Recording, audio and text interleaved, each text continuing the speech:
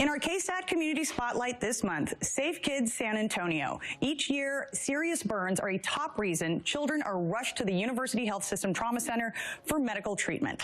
The risks for young kids are all over your house, especially in the kitchen and bathroom. Joining us now is Dr. Christopher Crane, a trauma physician with University Health System, and he specializes in treating pediatric burn patients. Thank you so much for being with us today. Well, thank you for having me. So what are the most common types of burn injuries you see in children burned at home?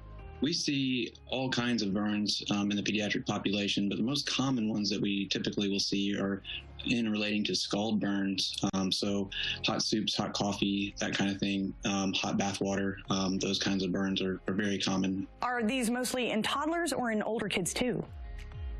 Well, it actually is a risk for all age groups. It kind of changes as they get older and become more independent.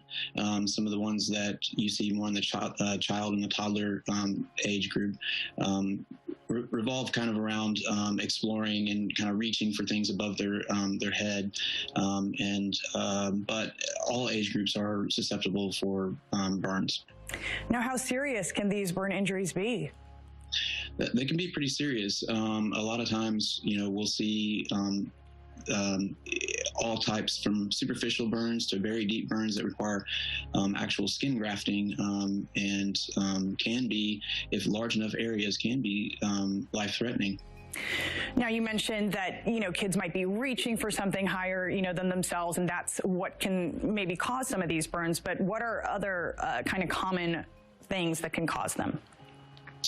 So, hot coffee, spills of hot coffee, just, inadvertently knocking things off the counter. We see, unfortunately, some of the more serious ones involve grease burns, so cooking with hot grease. Also, occasionally we'll see, bath water that when, trying to take a bath and inadvertently got the bath water too hot. What else can parents do to protect their little ones and even older children as well? Sure. So a lot of things. One thing which no one really thinks about, but it can be very helpful, is to check your hot water heater settings. If you could lower those settings to about 120 degrees or the factory recommendations, that'll help prevent a lot of serious burns from the hot water. Also, preventing children from being in and around cooking surfaces. So, we've been focused on social distancing for the last couple of months, but, distance them from the cooking surfaces as best as possible. Using the back burners instead of the front burners, and turning the pots and from the pots and the pans, kind of turning the handles to the back so that they're less available to be reached by any age group. In the older age groups, little things like keeping the lighter and matches and everything away from their reach, and better education about when and when not to use those type of things. Thank you so much for your time. Safekids.org is a website where you can find all kinds of safety tips for your parents. You can check out San Antonio's involvement in the movement at the website on your screen. And for more information, call the Adult and Child Safety Line at University Health System.